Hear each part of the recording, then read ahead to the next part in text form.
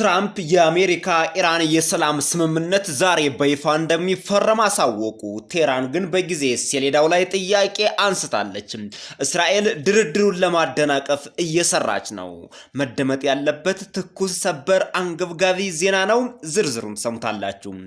በመላው የአሜሪካ ግዛት የሚገኘውን ውሃ ኢራን መርዘዋለች። የውሃ አቅርቦቱም ተቋርጧል ስለተባለውና የኢራን ሃከሮች የአሜሪካን የውሃ መሰረተ ልማት እንዲሁም ያለም ዋንጫ ላይ የሰነዘሩትን የሳይበር ጥቃት አስመልክቶ እውነታውን ዝርዝሩን ትውልደ ኢትዮጵያውያን ሰምታችሁ ትመለሳላችሁ። የዩቲዩብ ቻናሉን ሰብስክራይብ በማድረግ የነዚህንና የሌሎችን ዜናዎች ዝርዝር እንድትከታተሉ ከኢትዮ ቨርቴክስ በአክብሮት እንጠይቃለን።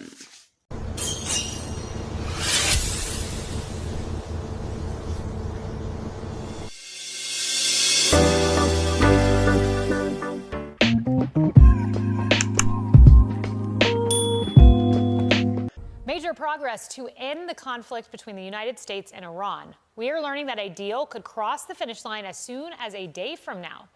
ወደ ቀዳሚው ዜናና መረጃ ስናልፍ የአሜሪካና የኢራን ድርድር ዛሬ ይፈረማል። ሁኔታው በጉጉት እየተጠበቀ ነው። ከዚሁ ጋር ተያይዞ ኢራን፣ እስራኤል እንዲሁም አሜሪካ ያወጡትን አሁን ከደቂቃዎች በፊት የወጣውን ሰበር አንገብጋቢ አስቸኳይ ዜናና መረጃ ወደ እናንተ ከማቅረባችን በፊት ሌላ በበርካታ አሜሪካውያን ዘንድ ስጋትን፣ ጭንቀትን የፈጠረ አዲስ ነገር ተከስቷል። እሱን እውነቱን አረጋግጠን አስረግጠን እንነግራችኋለን። ተከታተሉን። ሁኔታው እንዲህ ነው። የኢራን ሃከሮች የአሜሪካን የውሃ መስመር በመጥለፍ በአሜሪካውያኖች ላይ ከፍተኛ ጭንቀትና ስጋት ፈጥረዋል። የውሃ ቢሎች የተዘበራረቀ ሂሳብ እያሳዩ ነው።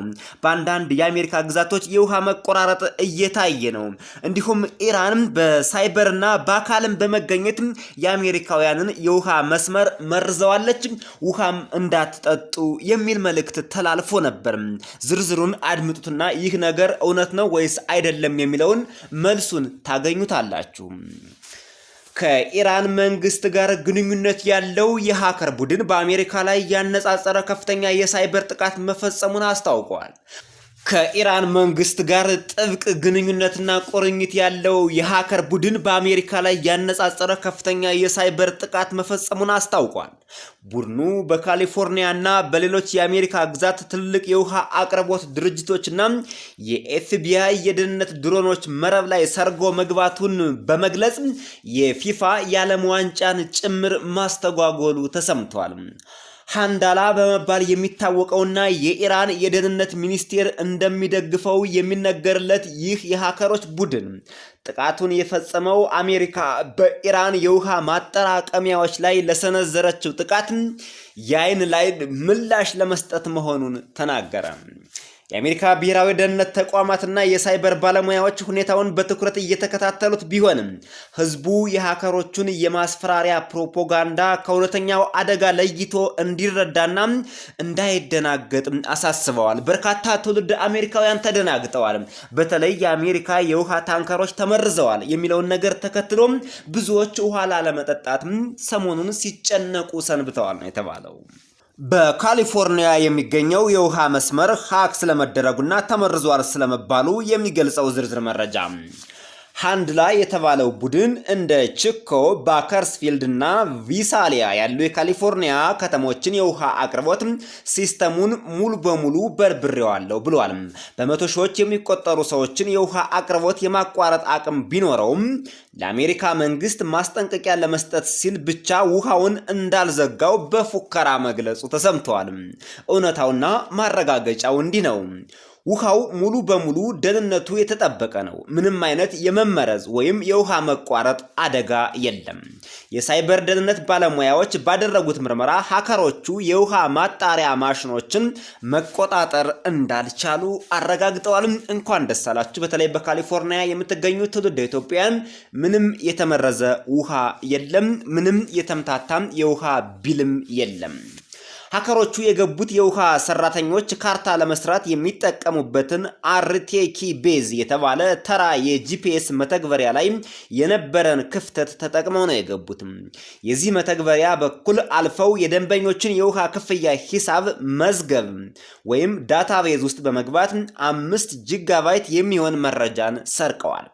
ሀከሮቹ እንደ ማረጋገጫ ድረገጽ ላይ የለቀቁት የደንበኞችን ስም፣ ስልክ ቁጥር፣ አድራሻና የውሃ ክፍያ ወረቀቶችን ብቻ ነው።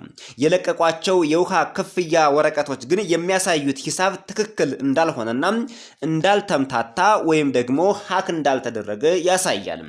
ባጭሩ ሀከሮቹ በካሊፎርኒያ የሚገኘውን የአሜሪካ የውሃ ስርዓት የሚቆጣጠረውን ዳታቤዝ ሀክ አድርገውታል። ሀክ ያደረጉት ግን በተወሰነ ደረጃ ነው። የለቀቁት ወይም ሀክ አድርገው ያገኙት መረጃ ግን የደንበኞችን ስም ዝርዝር፣ ስልክ ቁጥራቸውን፣ የሚኖሩበትን አካባቢ፣ የቤት ቁጥር፣ የውሃ ክፍያ በወር ስንት እንደቆጠረባቸው የሚያሳይ የበርካቶችን በመቶ ሺዎች የሚቆጠሩትን መረጃቸውን ለቀዋል። ይህ ለማስፈራራት ነው። ሰርገው አልገቡም። ይህ ማለት እናንተ አንድ ትልቅ ቤት እየኖራችሁ ዙሪያው አጥር አለው። አጥሩ የተወሰነ አካባቢ ተቀዷል። ነገር ግን ሌቦቹ በአጥሩ ገብተው የእናንተን ቤት በትክክል ከፍተው ከእናንተ ቤት ውስጥ ያለውን ዕቃ መስረቅ አልቻሉም። ሁኔታው የሚያሳየው እሱ ነው። በሆነ አጋጣሚ ግን ወይ በእጃቸው ተሰንዝረው አልፈው በመግባት እናንተ ቤት ውስጥ ያሉ የእናንተ አንዳንድ ማስታወሻዎችን ምናምን ወስደዋል። እንደዚህ ነው የሆነው። የሀከሮች ስራ ከሌብነት ስራ ጋር የማይተናነስና የማይለይ ስለሆነ ልዩነቱ ያኛው በኢንተርኔት የሚደረግ ስርቆት ነው። ሌላኛው ደግሞ አሁን እንደ ምሳሌ ያቀረብንላችሁ ፊዚካሊ ወደ ቤታችሁ ሌባ እንደሚገባው ማለት ነው። ውሃውን የሚያጣሩት ኬሚካል የሚጨምሩትና የሚያከፋፍሉት ዋና ማሽኖች ከኢንተርኔት የተገለሉ በመሆናቸው ሀከሮቹ ጨርሶ ሊነኳቸው አልቻሉም። የካሊፎርኒያ የውሃ ድርጅትም በሲስተሙ ላይ ምንም አይነት አደጋ እንዳልደረሰ አረጋግጧል። ሀከሮቹ ውሃውን ማቋረጥ እየቻልን ተው ነው ያሉት የቴክኒክ አቅም ስለሌላቸው እንጂ ችለው ወይም ደግሞ ህብረተሰቡን ወይም ለአሜሪካውያን ተጨንቀው አይደለም። የስነ ልቦና ጦርነት ለመንዛት ነው ሲል የአሜሪካ መንግስት አስታውቋል። የዓለም ዋንጫና የኤፍቢአይ ድሮኖች ሀክ ስለመደረጋቸው የወጣው መረጃ ከውሃው ጥቃት ጎን ለጎን ሃንደላ የተባለ ቡድን በ2026 የፊፋ የዓለም ዋንጫ ጨዋታዎች ላይ የሳይበር ዛቻ ሰንዝሯል። ቡድኑ የኤፍቢአይ የደህንነትና የክትትል ድሮኖች ሲስተም መመዝበሩንና መበርበሩን ተናግሯል። በስታዲየሞቹ ዙሪያ ያሉትን የፊት መለያና የሰሌዳ ቁጥር አንባቢ ድሮኖች መረጃ ለወራት ሲሰልል መቆየቱን በመግለጽ ለዓለም ዋንጫ አዘጋጆች የሚከተለውን አስፈሪ መልእክት አስተላልፏል። የዓለም ዋንጫ ደህንነታችሁን አጥብቁ። እዚያ ያሉትን አንዳንድ ቡድኖች አንወዳቸውም እንዳትረሱ። ድሮኖቹ በየቦታው አሉ። አንዱ ድሮን መቼ የቡድናችሁ አውቶቡስ ላይ እንደሚያርፍ አታውቁም ሲሉ አስፈራርተዋል። የዓለም ዋንጫ በሰላም እንዳይከናወን ያደረጉት የስነ ልቦና ጦርነት ነው ኢራኖች። የአሜሪካ የፌዴራል ባለሙያዎች ዛቻውን በትኩረት እየተከታተሉት ቢሆንም ሀከሮቹ ኤፍቢአይን ጠልፈናል ማለታቸውን ግን በከፍተኛ ጥርጣሬ ነው የሚያዩት። የደህንነት ተቋማት እንዳረጋገጡት ሀከሮቹ ድሮንን ጠልፈናል ለማለት ያሳዩት የቪዲዮ ማስረጃም የድሮኑ የፖሊስ ድሮን ምስል ሲሆን እንደ ፈረንጆቹ አቆጣጠር በ2024 በቶርኔዶ የደረሰን አደጋ ለመገምገም ወይም ለመቅረጽ የተቀረጸና የወጣ ቪዲዮ ነው የለቀቁት። ይህ የሃከር ቡድን ሚዲያ ላይ ትኩረት ለመሳብ ሲል ሁልጊዜም የሌለውን አቅም አጋኖ የማቅረብ ታሪክ አለው ብለውታል አሜሪካውያኖች። ምንም እንኳን ጥርጣሬ ቢኖርም አሜሪካ ጥንቃቄ አላጓደለችም ብለዋል። ኤፍቢአይ በዓለም ዋንጫ ስታዲየሞችና በደጋፊዎች መዝናኛ ቦታዎች ላይ ያልተፈቀዱ ድሮኖች እንዳይበሩ ሙሉ በሙሉ ያገደ ሲሆን የድሮን ጥቃቶችን የሚያከሽፉ ዘመናዊ መከላከያ መሳሪያዎችንም በአካባቢው ጠምዷል። የኢራን ሀከሮች ስልትና ቀጣይ እርምጃ ምንም እንኳን ውሃ የመመረዝ ወይም የደህንነት ድሮኖችን የመጥለፍ ዛቻቸው የውሸት ቢሆንም የአሜሪካ የውጭ ጉዳይ ሚኒስቴር በቡድኑ አባላት ላይ የ10 ቢሊዮን ዶላር መረጃ ማግኛ ሽልማት አውጥቷል። የዚህ ቡድን ዋነኛ ስጋት መረጃ መስረቅ ብቻ ሳይሆን ስርቆቱን ከፈጸመ በኋላ የድሮኖችን ኮምፒውተር ሙሉ በሙሉ የሚያጠፋ ዋይፐርስ የተባለ አደገኛ ቫይረስ መልቀቁ ነው። በአሁኑ ወቅት በአሜሪካ የሚገኙ የውሃ ተቋማትና የዓለም ዋንጫ አስተባባሪዎች የኮምፒውተር የይለፍ ቃሎቻቸውን እንዲቀይሩና የህዝብ አገልግሎት መስጫ ድረገጾችን ከዋና ማሽኖች መቆጣጠሪያ ክፍል ጋር እንዳይገናኙ ተለይተው እንዲቆለፉ ጥብቅ ትዕዛዝ ተላልፈዋል። ኢራን በትንሹም ቢሆን አሜሪካን ማስደንገጥ እየቻለች ነው። ይሁን እንጂ የኢራን ሃከሮች የአቅም ውስንነት እንዳለባቸውና በጭራሽ የአሜሪካን የውሃ ሲስተም ወይም የዓለም ዋንጫን ብሎም አጠቃላይ የአሜሪካንም የኢንተርኔት ሴኩሪቲ አልፈው የመግባት አቅም እንደሌላቸው አሜሪካ አረጋግጣለች። አሜሪካ ውስጥ በአሜሪካ ያልተሰሩ ስዊቾች፣ ራውተሮች፣ ዲሊንኮች፣ አጠቃላይ የኔትወርክ ዕቃዎች ገበያ ላይና ስራ ላይ እንዳይውሉ አግዳለች። ምክንያቱም ከቻይና ወይም ከሌሎች ሀገሮች የሚገቡ የኢንተርኔት ዕቃዎች ደህንነታቸው ላይ ስጋት አለኝ። አንድም ለኢራን ሊተባበሩ ይችሉ ይሆናል። ለኢራን ባይተባበሩም እንኳን ሴኩሪቲያቸው አደገኝነት ላይ የወደቀ ወይም አደገኛ ደረጃ ላይ የወደቀ በመሆኑ አሜሪካ በባንክ ሲስተሞቻችን፣ በውሃ ሲስተሞቻችን፣ በፋይናንስ ሲስተሞቻችን አጠቃላይ በአሜሪካ ኢንተርኔት ውስጥ እነዚህ ዕቃዎች እንዳይገቡ ብላለች። የአሜሪካው ፕሬዝዳንት ዶናልድ ጄ ትራምፕ ከሰዓታት በፊት ለዓለም ሕዝብ በሙሉ ታላቅ ብስራት አሰምተዋል። የአሜሪካና የኢራን ስምምነት ዛሬ በይፋ ይፈረማል ብለዋል። የፓኪስታን ጠቅላይ ሚኒስትርም እንዲሁ ዛሬ በይፋ ፊርማው በቨርቹዋል በኤሌክትሮኒክስ መንገድ ይፈረማል ብለዋል። ኢራን ግን በጊዜ ሰሌዳው ላይ ጥያቄ አንስታለች። እስራኤል ስምምነቱ እንዳይፈጸም እንቅፋት እየፈጠረች ነው።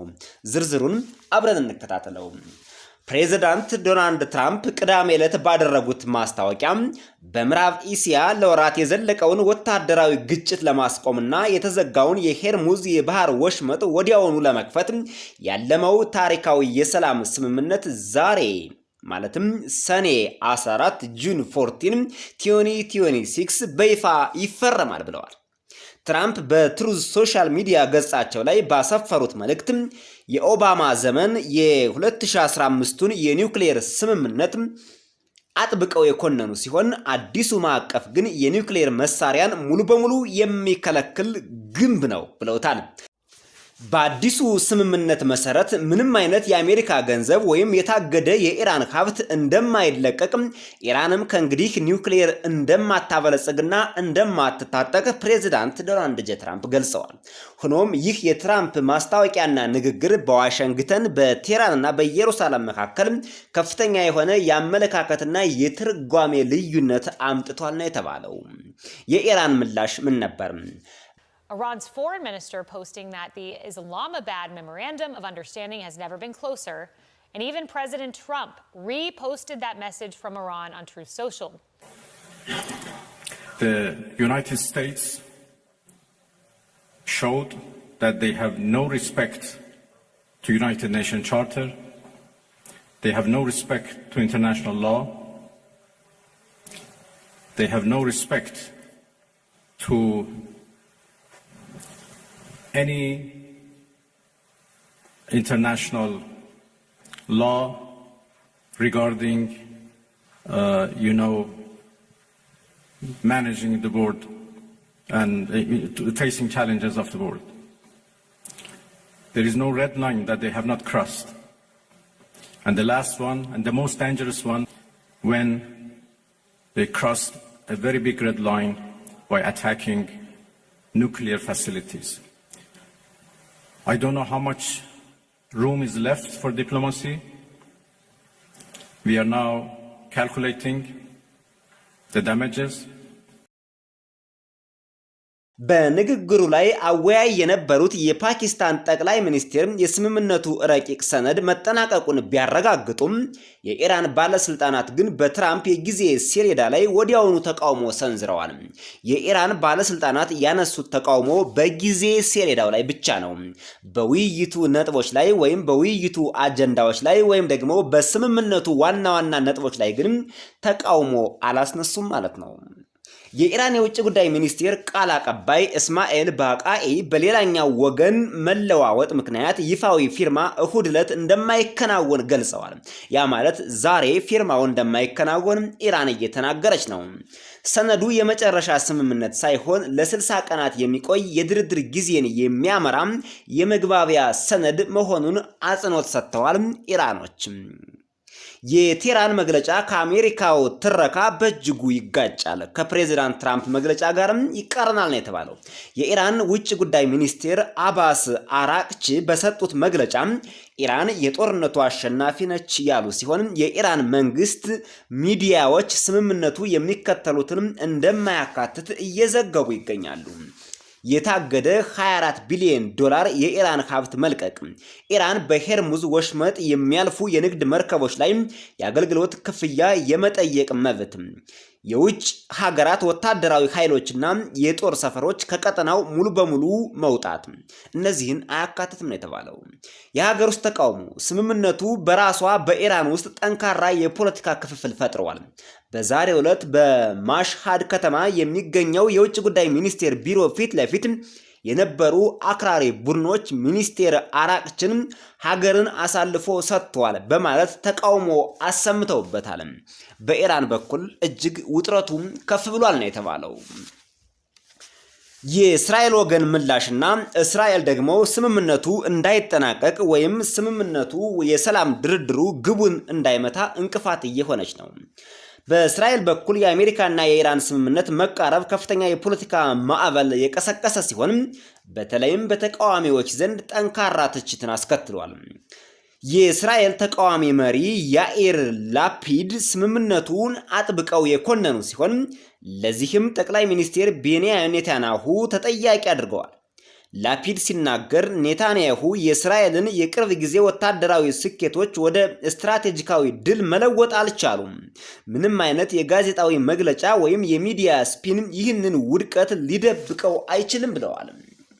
የዲፕሎማቲክ ምንጮች እንደሚያመላክቱት ጠቅላይ ሚኒስትር ኔታንያሁ ከፕሬዝዳንት ትራምፕ ጋር ከዝግ በር በስተጀርባ ተከራክረዋል።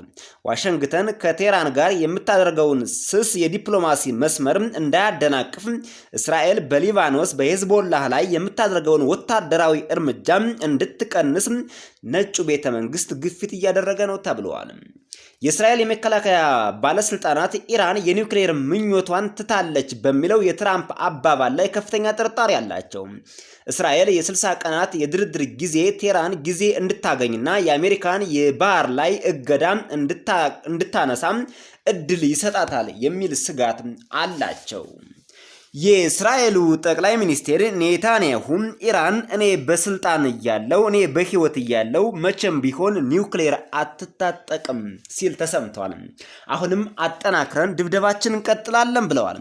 ድርድሩ ዛሬ የሚፈረም ቢሆንም አሜሪካ በስትሬት ኦፍ ሄርሙዝ ላይ የተለያዩ የኢራን የስለላና ወታደራዊ ድሮኖችን ዛሬ መታጥላለች። እስራኤልም በቴህራን ላይ ዛሬ የአየር ድብደባ ፈጽማለች። ሁኔታው ገና አለየለትም ማለት ይቻላል። የተከበራችሁ አድማጭ ተመልካቾቻችን ለዛሬ ለትውልደ ኢትዮጵያን ይጠቅማሉ፣ ይመጥናሉ ያልናቸው ዜናዎችና መረጃዎች በዚህ ተጠናቀዋል። በሌሎች ዜናዎችና መረጃዎች እስከምንገናኝ ኢትዮቨርቴክስ የሚባለውን የዩቲዩብ ቻናል ሰብስክራይብ አድርጋችሁ እንድትጠብቁን በአክብሮት እንጠይቃለን።